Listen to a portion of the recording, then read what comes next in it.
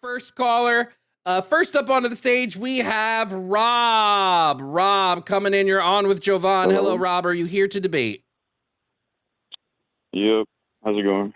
I'm chilling, Rob. Can I get your age and pronouns, please? Yeah, 19, male. Oh. Okay, I asked for pronouns, not your sex. Oh, yeah. Sorry, I'm fucking tired. Yeah, he, him. Okay, cool. All right, Rob, what are you calling in to debate about? Well, I want to debate whether trans men and women are the genders they say they are first, and then maybe go into the if minors should receive quote unquote gender affirming care or something like that. All right. Well, pretty easy. Trans men and women are definitely men and women. If you don't believe they are, why don't you tell me why you don't believe that? Well, because I'm highly skeptical of whenever, like, what's the word? Like, when there's studies and other sources that claim that people can have, like, that they can be, like, mentally, like, the other sex they were assigned at birth. Like, I don't really agree with that. It sounds kind of pseudoscientific to me. That you can have just like a different, like your brain just function. Like, I'm not denying that there are like. Rob, can I just ask you before we get like too deep into it? Can I just ask you what you think gender is? Well, gender is just how you like portray yourself. Like it's just. I mean, I think, in my opinion, I think gender is kind of arbitrary. I think sex matters more. Like, you could present as non-binary or whatever other gender you want to be and have all these other, attributes along with it, like, whatever, blue, pink, whatever. But I think sex ultimately determines who you actually are as a person. Okay. So you think sex determines who we are as people, even though sex is not a trait that is specific to people? How is it not specific to people? We're born like all animals have sex. Plants have sex. Sex isn't a trait specific to humans. Yeah. Right. And I mean, technically, at birth, before birth, everybody's female, but your your chromosomes determine what you'll be after birth. And so on. Well, okay. So, Rob, what I'm trying to get you to understand is that when it comes to gender and when it comes to sex talks just about our reproductive anatomy, right? It's just going to talk about different traits tied to reproduction. Gender is a vastly different thing that's going to talk about attributes and traits other than reproductive features. So when we look at gender is a much more social thing in nature, whereas sex is more biological. So when a trans person tells me, hey, I'm a woman, right? I'm going to understand that they're referring to the social category of woman. They're not referring to some biological thing. They're referring to a social thing. But again, I feel like that in of itself is very subjective, because there's a lot of women who can present masculine or could have a deeper voice than men, and vice versa. And we're not talking about whether they present masculine or anything like that. We're just talking about their gender identity. What did you mean by, what did you say before? Like, society, when you said, like, when you ask a trans woman, like... Yeah, when I ask somebody what their gender might be, when I ask somebody what their gender is, I'm usually asking a question like, what is your internal sense of self? I don't really care what you might be labeled as by another person. I'm more wondering how your brain interprets your own gender identity. And while this is a subjective thing, we know that the human brains do this as an objective reality. Like, it is just a fact that the human brain genders itself. So I'm going to ask somebody what their gender identity is to see what their internal sense of self is. And when they tell me, I'm going to know whether they're a man or a woman, not by some physical trait I can see. I'm not going to measure it by some phenotypical trait or some genetic trait. I'm going to go off of, like, what is their brain telling me they are? And that's going to be how I determine who is what.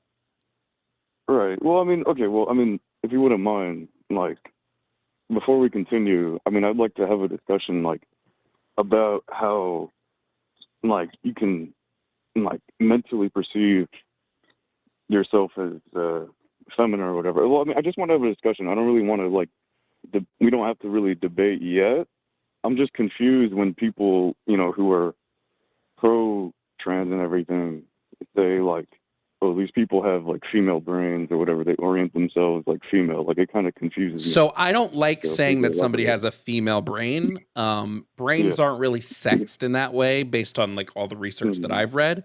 Typically, we do see reaction to stimuli can actually be sexed a little bit. So sometimes the males react to stimuli and their brains light up in a different way that a female's brain is going to light up when reacting to stimuli. And when we look at trans people, their brains are going to match more with the gender they say they are, as opposed to their sex assigned at birth. So a trans woman's brain will light up more similar to a cisgender woman's brain. But when we talk about, like, the brain gendering itself, it's just because our brains are, like, constantly categorizing information, and they categorize themselves. So this is like a subconscious thing. It's called implicit cognition, which is where your brain just, like, subconsciously does these things. And so your brain subconsciously makes a ruling about itself, about the gender it is. That's why, for me, for instance, I'm a man. My brain has never once questioned that. It just it decided I'm a man, and it's never thought anything different because it's, like I said, it's subconscious. Trans people, for example, their brains are going to do the same, but with the gender they identify as, not with the sex they were assigned at birth. Right. Well, but stimuli could vary by whatever kind of, what's the word, like, for neurodivergent, like, you know, like autistic people, for example, they have a greater variety of reaction to verbal stimuli than a quote-unquote normal person, you know, because they might be more sensitive to light, sound, etc. So you don't think that maybe it could be that, you know, being, well, I mean, because I'm pretty sure, like, an overwhelming majority of trans people are neurodivergent to some degree. Like, you don't think that might affect it in some way? No, we don't have anything that actually shows that there's some linking between somebody being neurodivergent and being trans, right? There's an infinitely more amount of people who are neurodivergent who are not trans. I mean, is that really true? I thought there were. Yes, I mean, I'm neurodivergent. I'm nowhere near trans, right? Well, I mean, I have, like, ADD and ADHD, but I'm just saying, like. So exactly. So you're neurodivergent and you're not trans. Well, yeah. Unless, but I mean, like, in whatever studies, like, what do you mean by, like, what stimuli is more closer to, like, human and male? I mean, male and female brains that would light up more with. So we've done it in a couple of different studies. One is we used sexually arousing stimuli to see how the brain would light up. And we saw that a trans woman's brain lit up more similar to a cis woman's brain, as opposed to, like, her male counterparts that are cis men. And then we've also done it where we have taken images of people, both trans and cisgender, and we have warped the pictures into the opposite sex. And we saw that trans people's brains lit up more. I won't say lit up, but we saw a similarity between the trans brain when their image flipped to the opposite sex in the same patterns that cisgender people's lit up when they were on their regular sex. And then when we reversed, we saw a cisgender person's brain sort of trigger in the way that a trans person brain is. I don't have the full study pulled up with me, but if I can find it, I'll give you the title of it. So you can go and look at it yourself. If you could, I would like to check that out, because I was just curious, because it just doesn't really make that much sense to me. Because, I mean, you know, I wouldn't say, I mean, so with sexual stimuli, that could vary a lot too, because not all But again, trans this is women why are I like don't say, this is why I don't make a gay or claim that like, bisexual. this is why I don't Yeah. make any claims that like there are sex, that we have like a sexed brain. There's just not Okay. enough solid research to tell us that our brains are really that different between men, Right. women, and males and females, that we just don't have, Exactly. we don't have that. Okay. Yeah. I mean, that would. Yeah. That's what I was like wondering about, because I feel the same way, that there aren't really much differences. I mean, I mean, I mean, some people, well, people who are like misogynists would say that like, oh, women are more emotional or whatever, but I don't think that's Well, yeah, they would just be necessarily be true. dumb. Yeah, those people would Right. just be kind Yeah. of stupid. So that's why I was like, that's why it just didn't really make sense to me, in the sense that like, I mean, obviously, like, there are binaries outside of, I mean, there's more to the binary. Like, you can, like, there's people who, well, what do you think about intersex people? I'm curious, like, What about them? well, like, because they're like born outside of the male and female dichotomy, basically. So You wouldn't I call them trans, actually, right? no, I wouldn't call them trans. Well, some of them maybe, Yeah. but I wouldn't just like blanket call them that trans. Just like I Mhm. wouldn't blanket call them cis. I don't believe Okay. intersex to be something that exists outside of our normal bimodal distribution of sex. Mhm. Intersex is just a label we give to conditions. Those Mhm. conditions affect male and female bodies. It doesn't Okay. appear to be the case, to me at least, in the research that I've done, that we have a third sex category, or we have a non-sexed category. It appears to be, on the face, Mhm. from all the research and stuff that I've read, like I said, that instead it's just that these are a bunch of conditions. Now, some people like to label intersex as a third sex category because it's just easier Mhm. for them classification wise. That's fine, I guess. But when I'm looking at it, I wouldn't label it as a third sex category.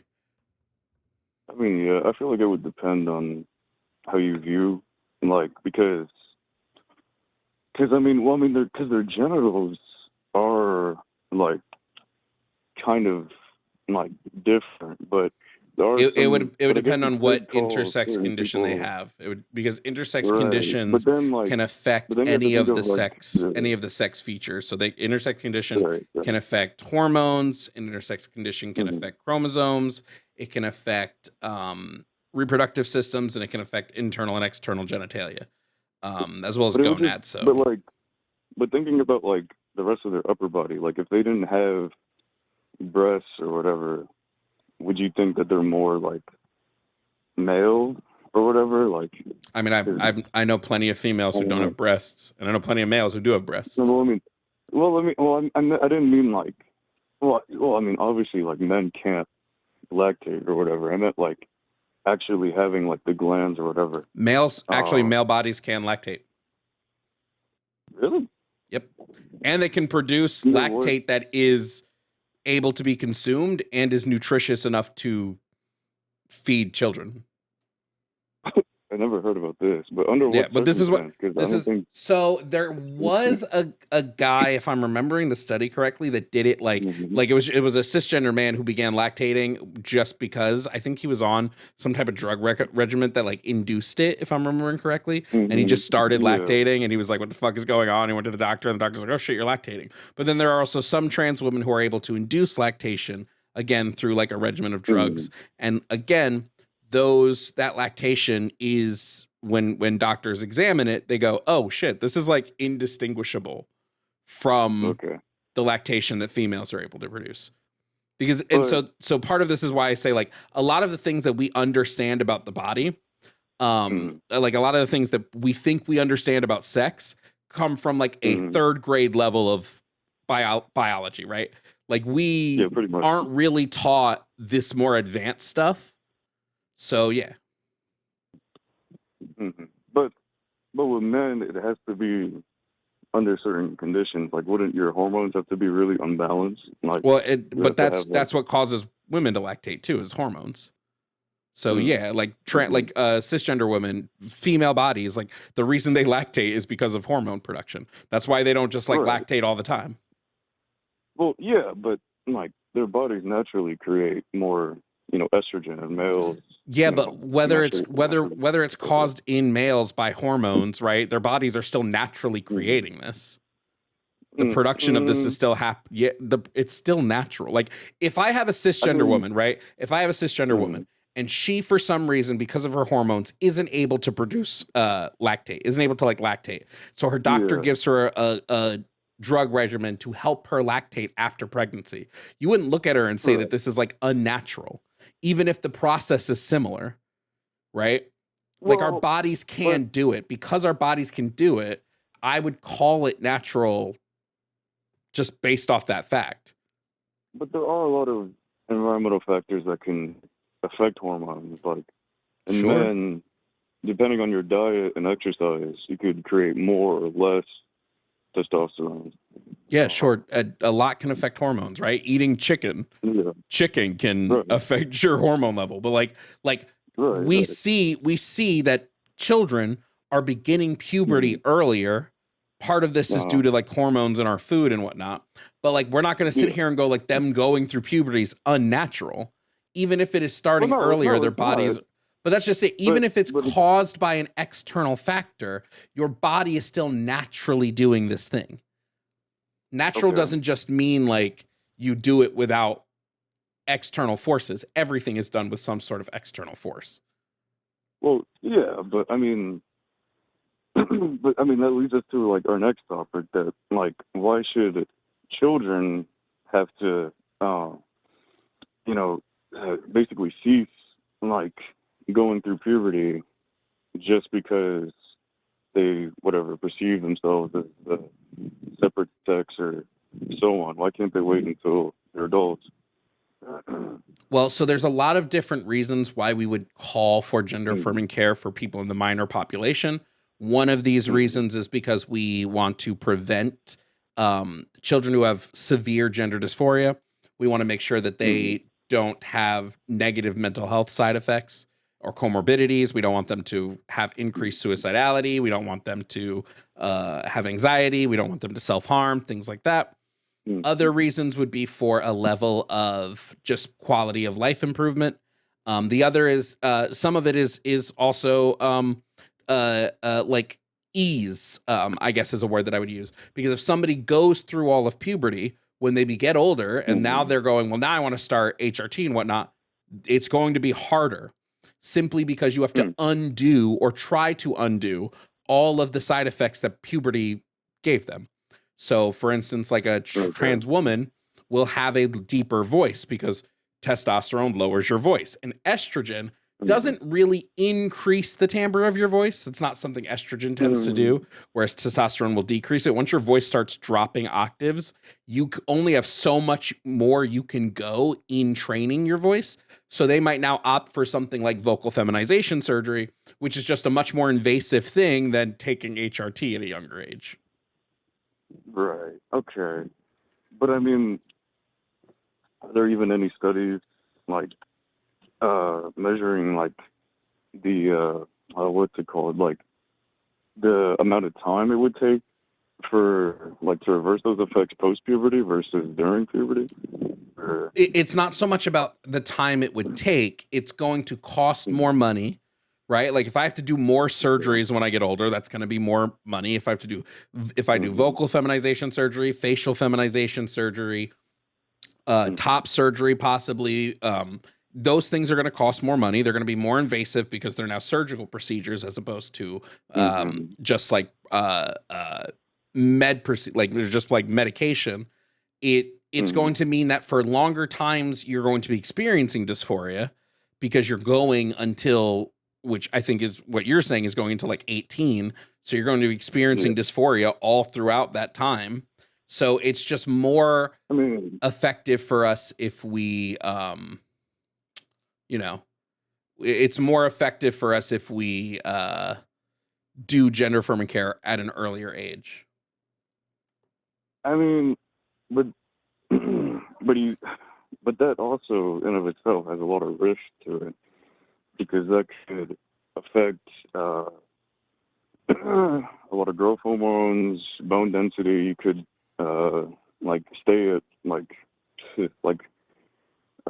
So we four we foot, I mean know 5'4" for your whole life, or like we know I what the don't know. risks are, and most of the Hmm. risks from gender affirming care are mitigated by just seeing a doctor regularly, right? Like if your doctor notices that your Yeah. bones, like bone density, like bone structure, bone density is one of the things that your team of doctors will look for while you're on HRT or on Okay. pubertal suppressants. And if they notice it's getting low, they'll prescribe you a supplement to like make up for that. Hmm. If that doesn't work, they'll probably recommend you go off of HRT, right? They'll look at Okay. all of these things because it's not, you're not just like getting the pills, then you never talk to your doctor again. Well, yeah. I mean, obviously you shouldn't do that, but I'm just saying I fear that there might be some irreversible effects. Like I heard that, um, like when it comes to sperm count, and you could like if you like take too much estrogen, you could basically sterilize yourself. Um, Sterilization is a yeah. risk. Again, it's something your Hmm. doctor would Yeah. like check while you like when you go in and you have like checkups, your doctor would check Right.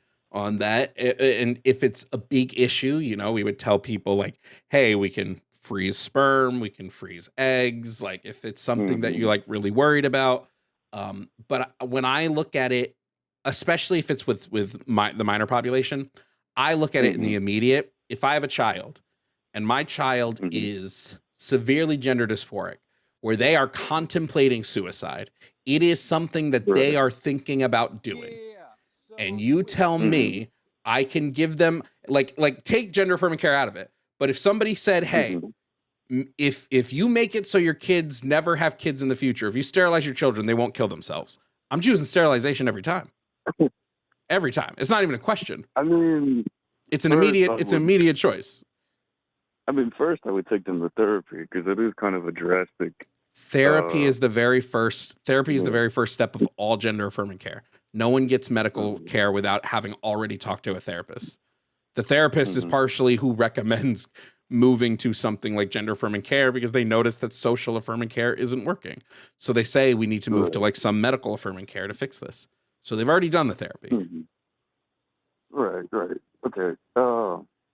But still, I mean, I'm still kind of iffy about it personally because, again, like whether or not it's necessary during before puberty, I still feel like I mean, you can't really ask a child for consent. I mean, you can say like, oh, if they're gonna get a shot, like, oh, will this hurt, whatever, blah blah blah blah. But like, this is like life changing things they can go through. Like, what if they Puberty like is life during changing. therapy? Well, yeah. Well, what if during the therapy they snap out of it and they're like, oh, never mind. I don't want to go through with this. I don't want to be my When opposite sex or whatever. so we I have mean, studies on this.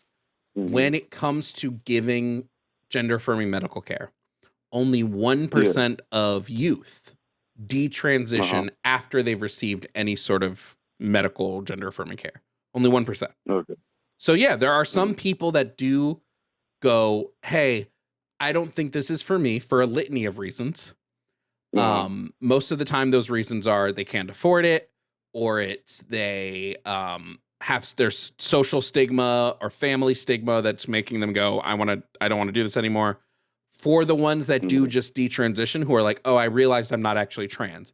An easy way we Yeah. can solve for this, and we can make sure that this doesn't happen, is better Hmm. educating children on what gender and sex are, better Yeah. educating children on what it means to be transgender. Some kids may not know that stuff, so they assume they're Hmm. trans because they're only getting their information from the internet.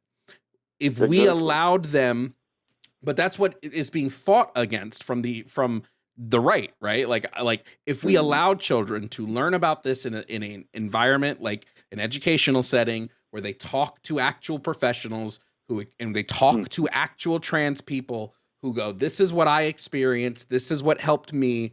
This is a path you can take. This is path A, path B, path C, path D. There's hundreds of different routes that you can go.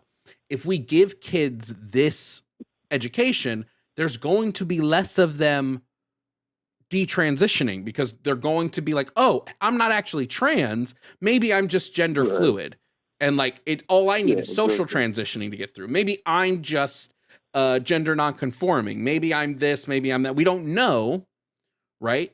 And we can't know if we're letting most kids just learn about it because they turned the TV on and they saw, I don't know, whatever TV show or movie they're watching. If we allow them to educate themselves, if we give them proper counseling when they show signs that they may be gender dysphoric, like these are all things we can do to even get that already small 1% number down even further.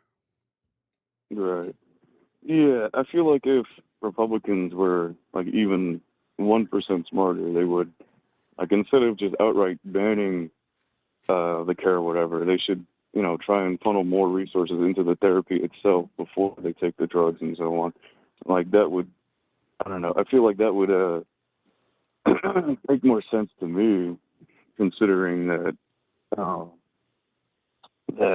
like, because it's true that, a lot of youth, they, like, their only info about being trans is just the internet. Like, they might be in somewhere, like, really rural, and they don't have any access to, like, people who actually have gone through that and or at least know about it. The problem is that the conservative right in the United States, they think that if they just get rid of trans people from media, or they get trans people out of the classrooms and all this stuff, that kids won't become trans. They think trans is something, they think it's a social contagion. They think it's something you catch from seeing another trans person. This makes literally zero sense when we know that, like, trans people have even existed when we were heavily against trans people there were no prominent trans people in society. Trans people still existed. There was that one rock song. I forgot who sang it. I think it was Van Halen. It was like, dude looks like a lady. You know, that one. But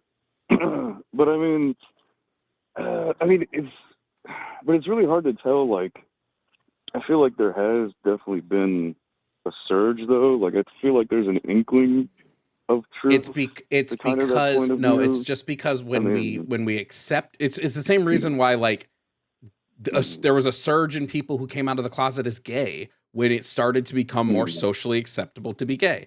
There are people who are, instead of hiding their entire lives, they now feel comfortable enough to come out. That's a good thing.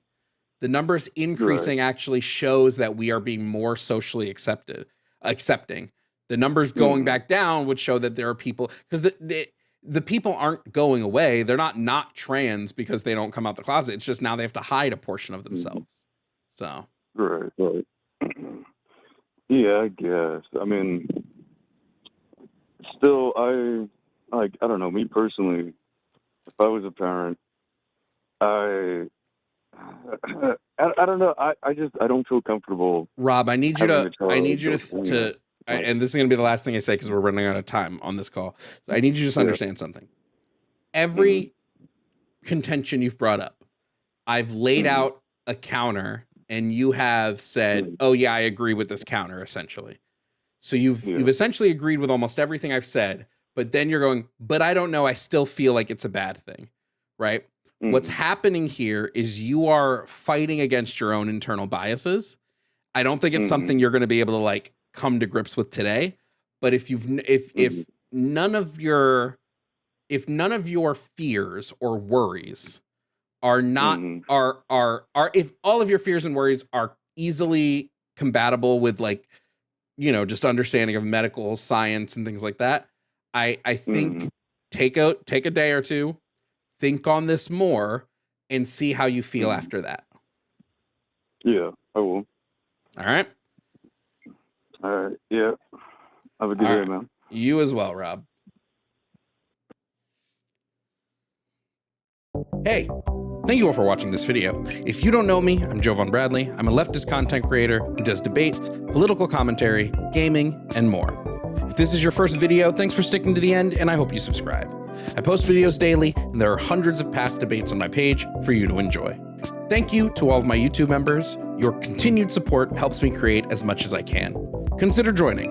A membership starts at $2.99 and gets you access to our community Discord, early access to videos, and more. Shout out to my Tier 4 members, Ovaltine, Sylvia Snow, Bamji, Emery Imogene, Ayla Ursus, Zurith Moonpaw, Vel, Kelsey K, Jake Gorshander, Matthew Holloway, Kazim, Vampy, Yemye, and Dragon Nerd. Your continued support goes a long way to me continuing the fight for equity, justice, and education. Thank you again for watching.